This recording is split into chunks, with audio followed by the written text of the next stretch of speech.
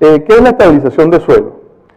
La estabilización de suelo consiste en mantener las condiciones en que se logra, por ejemplo, si nosotros trabajamos sobre una carretera y se logra una densidad, podemos hablar con los que han trabajado en construcción, el 97% de densidad Proctor, que es lo que se trata de alcanzar cuando se hace un terraplén.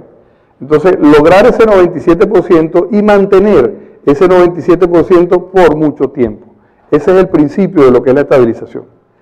Se garantiza la permanencia de la compactación por un gran tiempo, ¿no?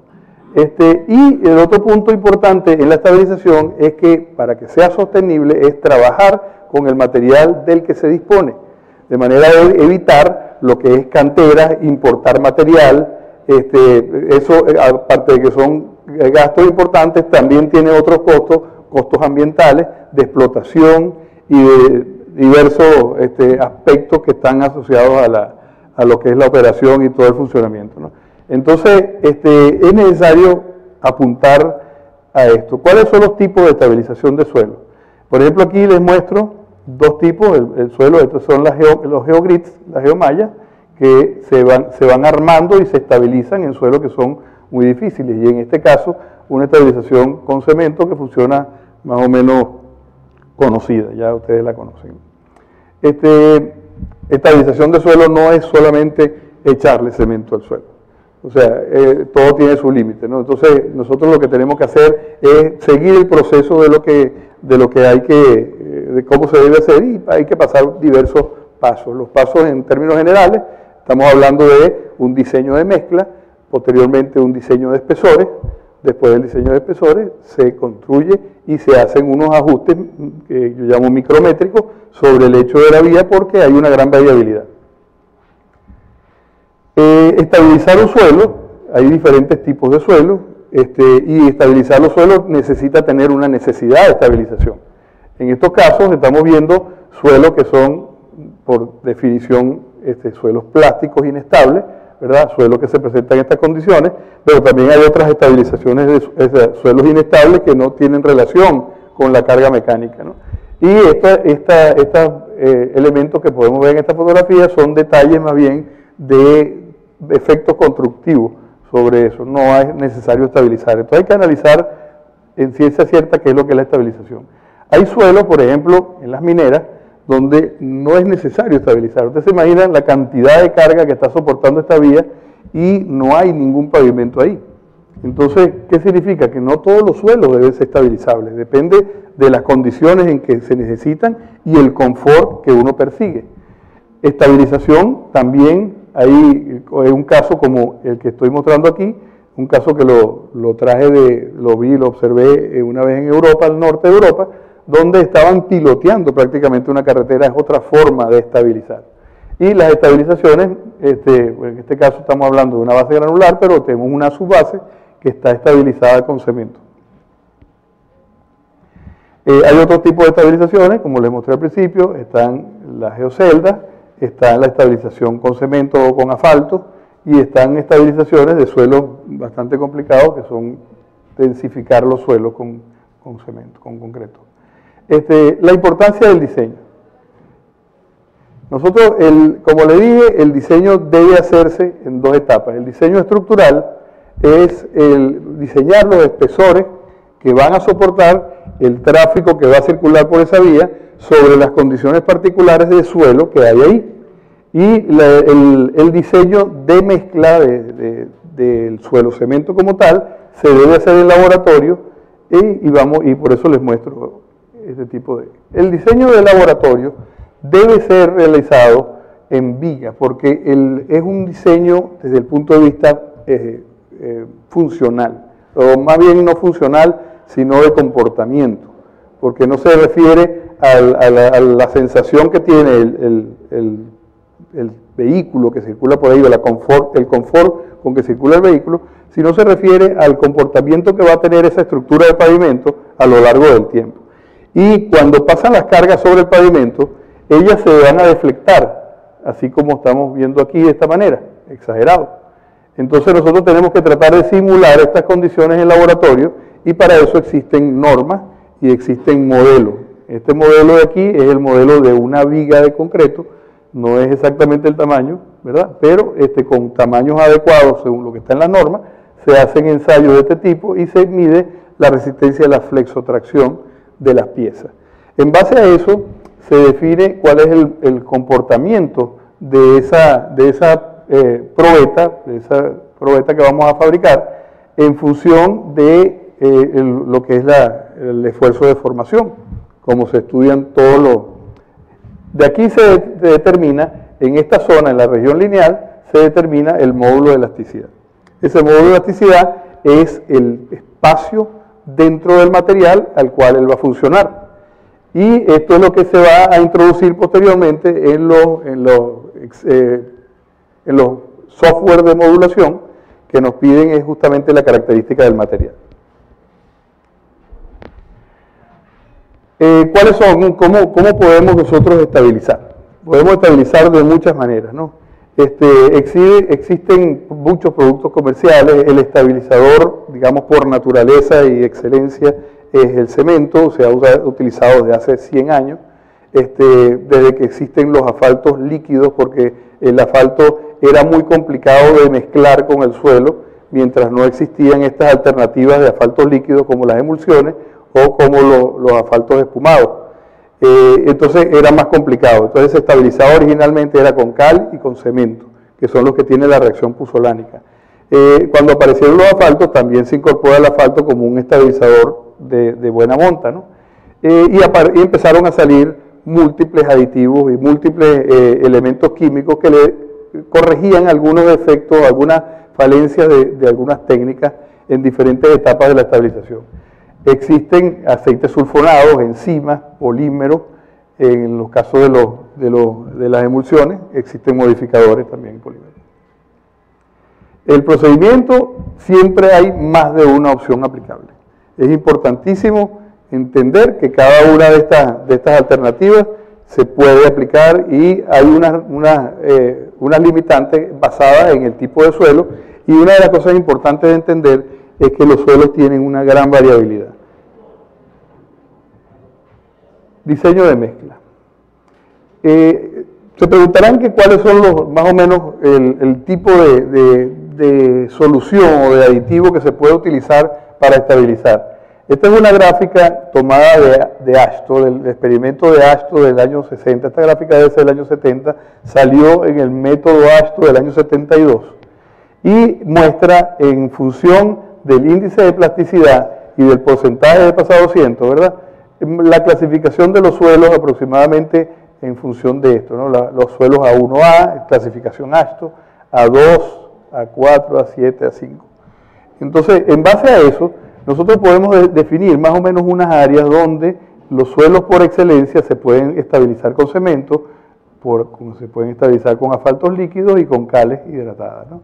Esta zona de aquí, que está excluida de todo, en esa época se consideraba que no era necesario estabilizar. Sin embargo, para las aplicaciones que estamos hablando hoy en día, estamos pensando en que se deben estabilizar para darle durabilidad.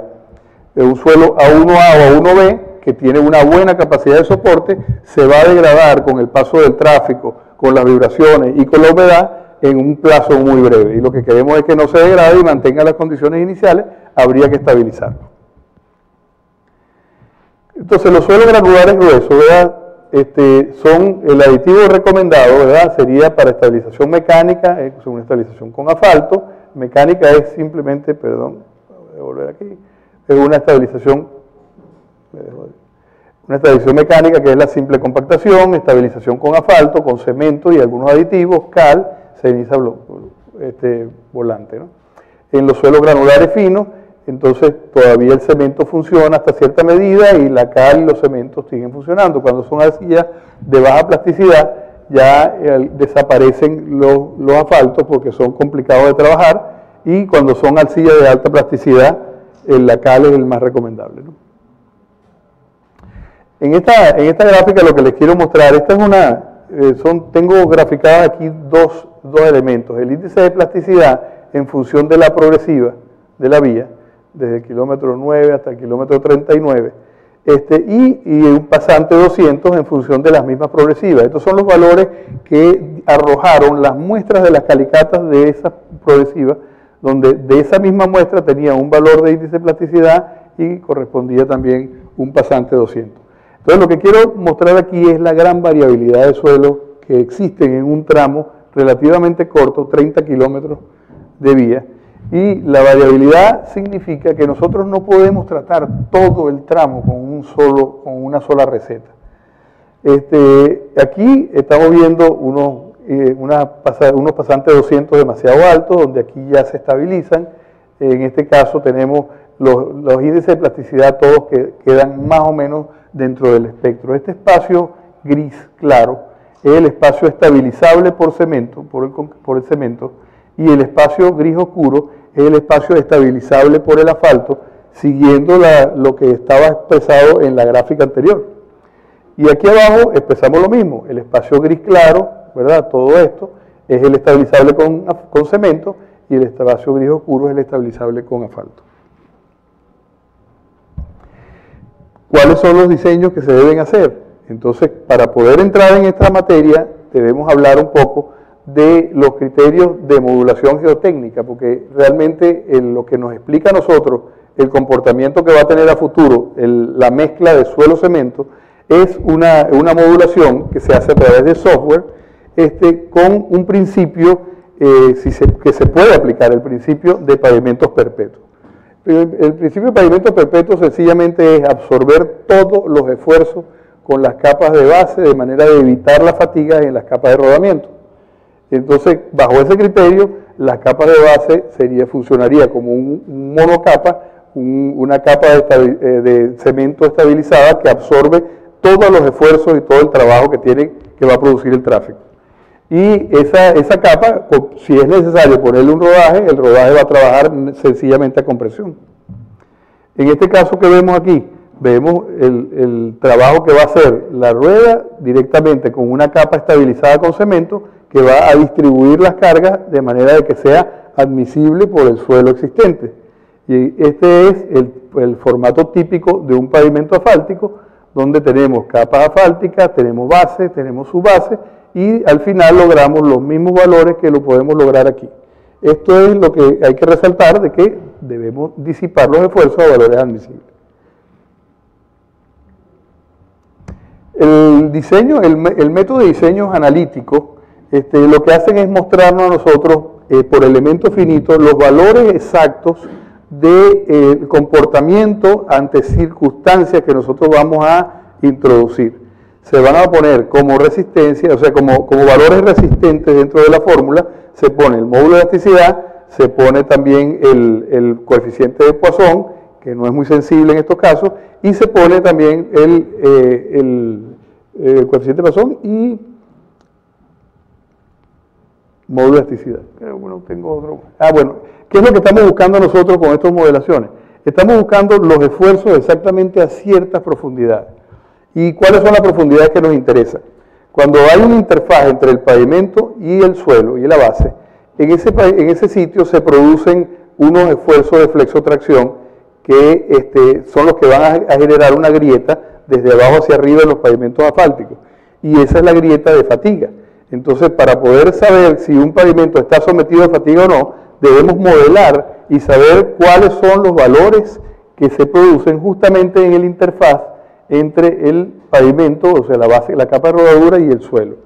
Y en segunda instancia, vamos a seguir profundizando hasta llegar a unos valores bajos, donde vamos a evaluar si el esfuerzo vertical que se va a cargar sobre el suelo es admisible o no por la capacidad portante de ese suelo. Y ahí evaluamos las deformaciones totales.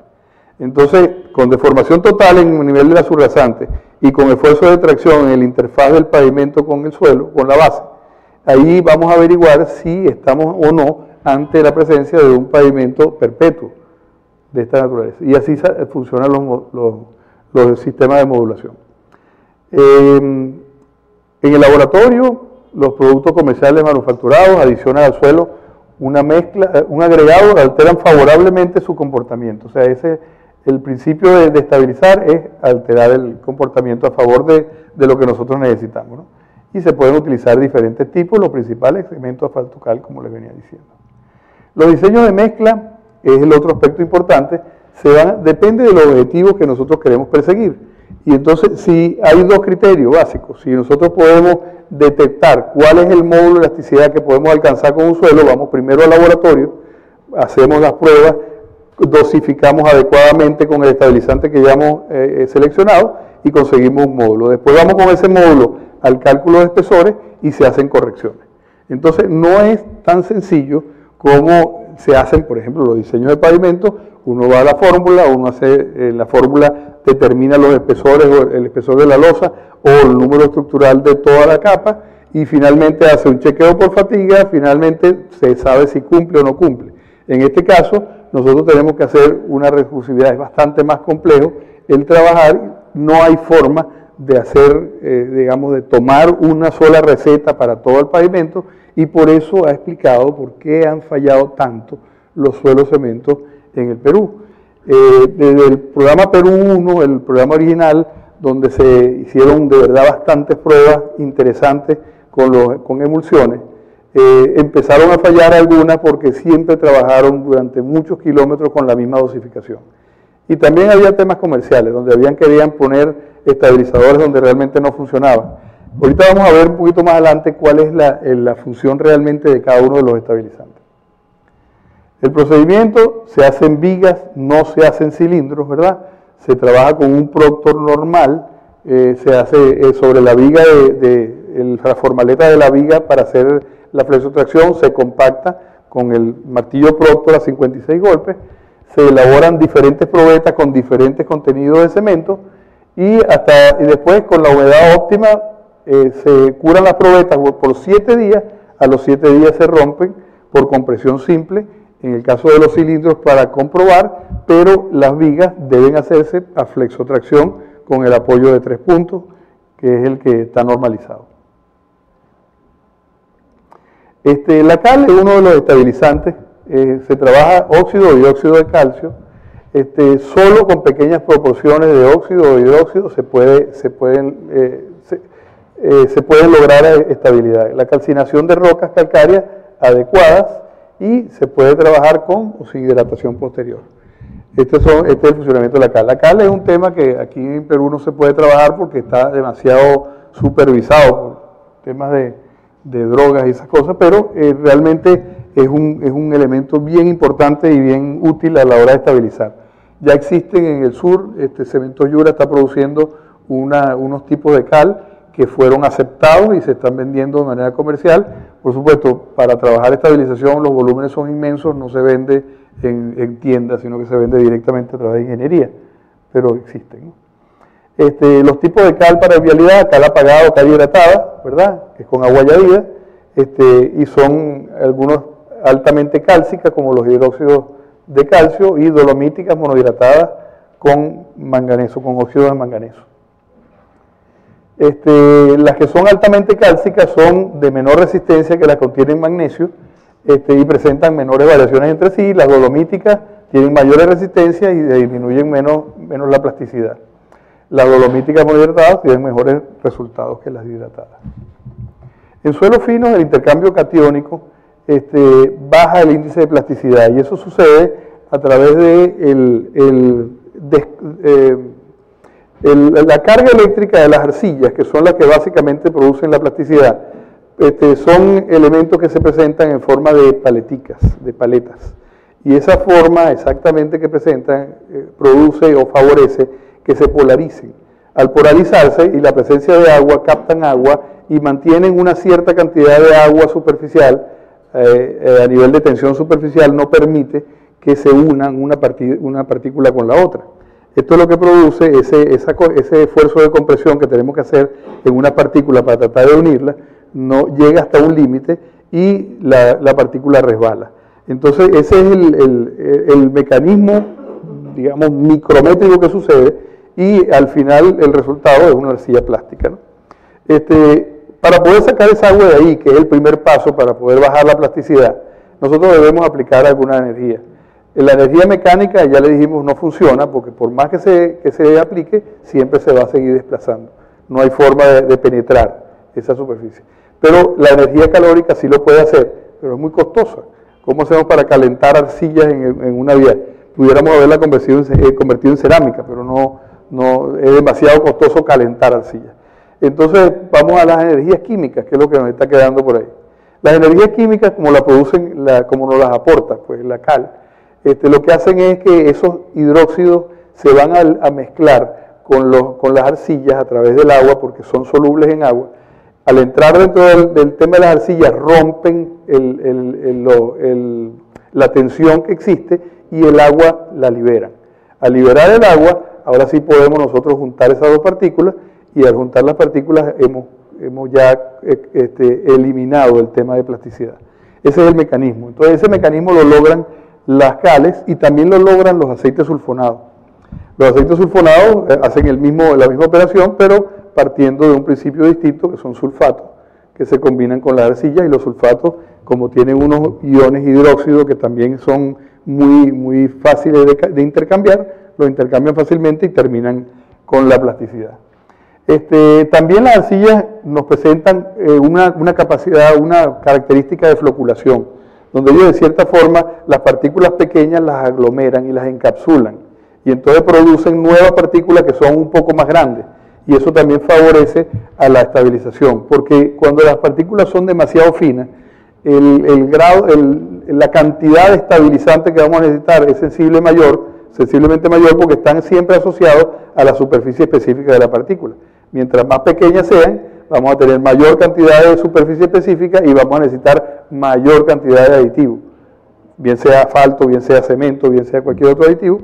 Vamos a necesitar mucha cantidad, porque necesitamos garantizar que haya contacto de todas las superficies entre sí. Cuando nosotros hacemos estabilización, hacemos como puntos de soldadura, en el caso de los cementos, y hacemos una floculación, hacemos un encapsulamiento en el caso de los asfaltos, para poder mantener.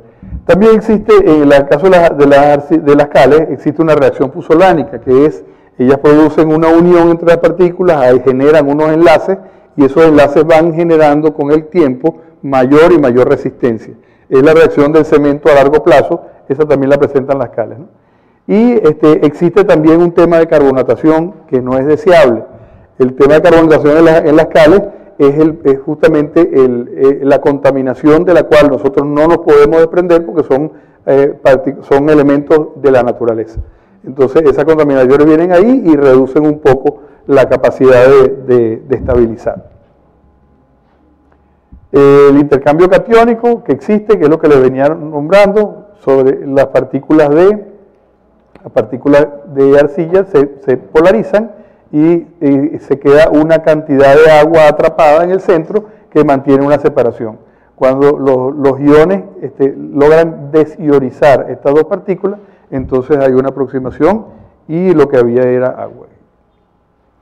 La floculación, que es el otro ejemplo, es lo que es un reacomodo realmente de las partículas cuando están de cierta manera y se logran reacomodar y se encapsulan y mantienen estabilidad. Y en los suelos finos, la reacción puzolánica es la pasta cementosa que se va a generar entre ellas y las va a unir. Los efectos: disminuye la plasticidad, aumenta el límite de contracción, disminuye la proporción de partículas de tamaño arcilla y mejora trabajabilidad. Al final, aumenta la resistencia a la deformación, aumenta el módulo resiliente y la resistencia a la fatiga, lo que da más durabilidad. En el caso del cemento, nosotros tenemos que estudiar el suelo desde dos puntos de vista. Si lo que queremos es modificar el suelo, que es solamente cambiarle algunas características, como por ejemplo, cuando ustedes se consiguen en una obra un suelo que está muy húmedo, está a nivel de saturación y lo hace muy poco trabajable, pues sencillamente con espolvorear un poco de cemento, con eso ya estabilizamos ese suelo suficientemente. No es una estabilización mecánica como para resistir tráfico, pero sí para darle trabajabilidad. En ese caso estamos hablando de suelos modificados. Ahora, si nosotros queremos un suelo cemento, es otra alternativa, y ahora sí estamos hablando de fabricar una capa que tenga una resistencia pétrea ya y que se pueda manejar, producir y establecer en espesor y en tamaño, ¿no? Las cantidades probables que se utilizan, esto no quisiera que lo tomaran como una norma, sino más bien como una sugerencia. ¿verdad? Según la clasificación, existen algunas cantidades probables, ¿verdad? El contenido de cemento varía desde un 3% hasta un 16% en suelos A7. Esto está muy relacionado con el tipo de suelo que estamos estabilizando. El contenido de cemento produce diferentes reacciones sobre el cemento. Cuando nosotros hacemos el ensayo de compresión, nosotros vamos a conseguir que con el contenido de cemento aumentando vamos a tener mayor resistencia a la compresión. Pero cada uno de los tipos de arcilla se va a comportar de manera diferente. Entonces ahí es donde hay que llamar la atención. Cada tipo de suelo debe ser estabilizado de cierta manera muy específica y para eso hay que hacer los ensayos de laboratorio. Finalmente, bueno, la resistencia también se modifica en el tiempo. La resistencia a los 7 días es una norma donde se puede controlar más o menos, porque el diseño no podemos extender demasiado los ensayos de laboratorio. Entonces se ha tomado la resistencia a los 7 días, que es un valor bastante estable dentro del proceso de fraguado del cemento, se ha tomado como una resistencia buena. Entonces los ensayos de suelo cemento se diseñan a los 7 días, se toman valores a los 7 días y se extrapolan. Pero esa resistencia a los 7 días no es la resistencia final.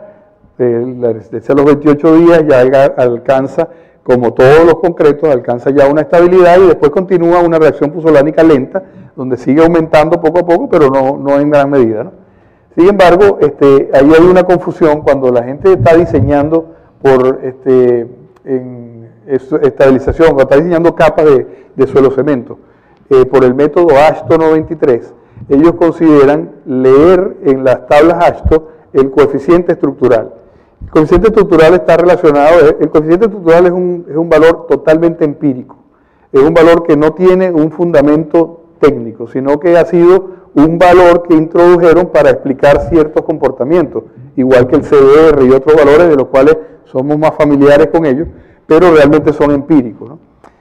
Cuando van a ver el análisis del que hace el método AASHTO 93, ellos relacionan la compresión a los 7 días con el coeficiente estructural con la compresión no confinada a los 7 días y la resistencia de la compresión no confinada a los 7 días. En esas condiciones consideran un desbalance en relación con otros sistemas de estabilización, porque si vamos a los asfaltos no tienen reacción puzolánica y a los 7 días ellos no tiene sentido que les midamos una resistencia. Ellos lo analizan contra la estabilidad Marshall, que es la que nos da más o menos el comportamiento de las mezclas de suelo asfalto o de cualquier material con asfalto. Pero la estabilidad Marshall es la resistencia última. En cambio, la estabilidad, la resistencia a la compresión no confinada a los 7 días no es la resistencia última. Y ahí hay una serie de errores que se cometen donde están discriminando al cemento porque no lo están evaluando en condiciones iguales. Entonces hay que asegurarse de que cuando uno suma peras con peras y manzanas con manzanas. En el caso de la modulación eso no sucede así, porque estamos hablando de módulos estructurales. Cuando hablan de módulos estructurales, de módulos de elasticidad, el módulo de elasticidad es un valor real que se obtiene en una probeta de asfalto, de estabilización con asfalto, y tan igual en el de concreto, pero con una resistencia asociada a los 28 días.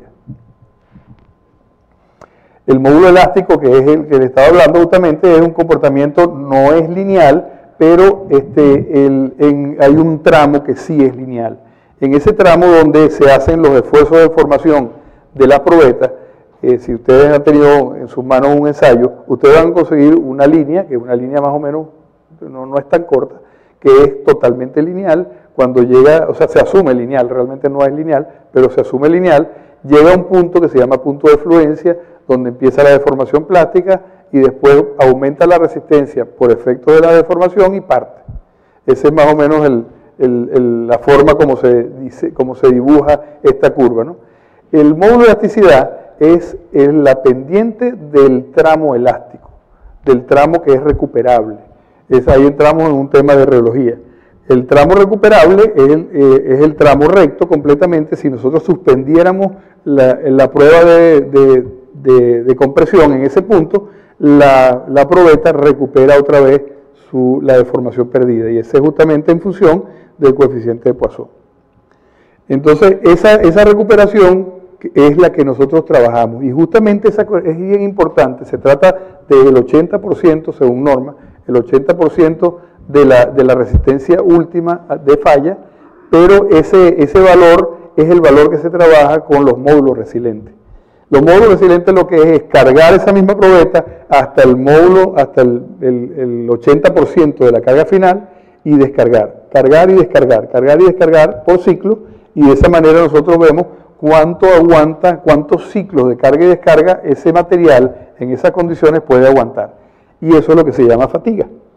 Entonces, esa es la prueba justamente que nosotros deberíamos hacer para validar todos estos comportamientos, porque ellos trabajan en cargas y descargas continuas, en ciclos de carga y descarga. Para ciertos rangos, como le digo, el comportamiento es totalmente lineal. Varía dependiendo del tipo de suelo, porcentaje de cemento, tipo de curado, tiempo de curado, contenido de agua y las condiciones del ensayo. Generalmente los valores se encuentran entre 35.000 a 70.000 kilogramos por centímetro cuadrado, el del módulo elástico. Los suelos finos tienen valores más bajos y los suelos granulares tienen valores más altos, porque el agregado colabora, ¿no? El tema de la fatiga, las curvas de fatiga son relaciones entre el esfuerzo aplicado y la resistencia última a la fracción. Están dados por esta fórmula de manera sencilla, ¿no? El comportamiento de la fatiga hay que seguir los ciclos hasta que falla, ¿verdad? El número de ciclos, y cada una de estas curvas obedece a diferentes diseños que se han venido haciendo. En el caso del asfalto, el proceso de la estabilización con asfalto es distinto al proceso de la estabilización con cemento. El cemento une las partículas y las mantiene unidas.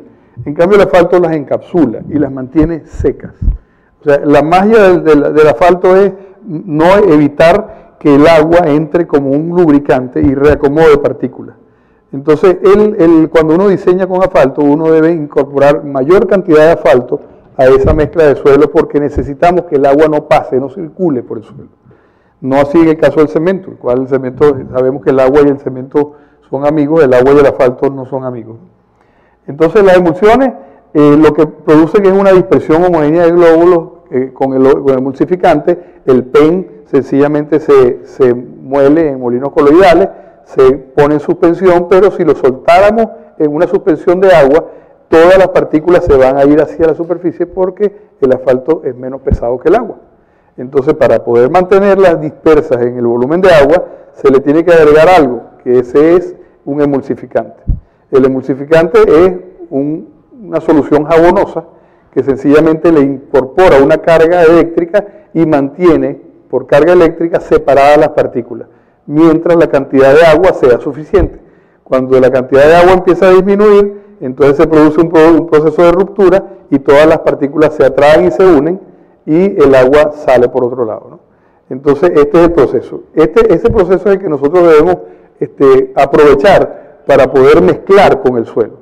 Entonces, se utiliza la emulsión en esas cantidades, se mete dentro de en este caso, recicladora, que es la mejor forma, porque trabajar estabilización de suelo como terniveladora es terrible, y más todavía si se trata de asfalto, porque no hay forma de controlar la ruptura.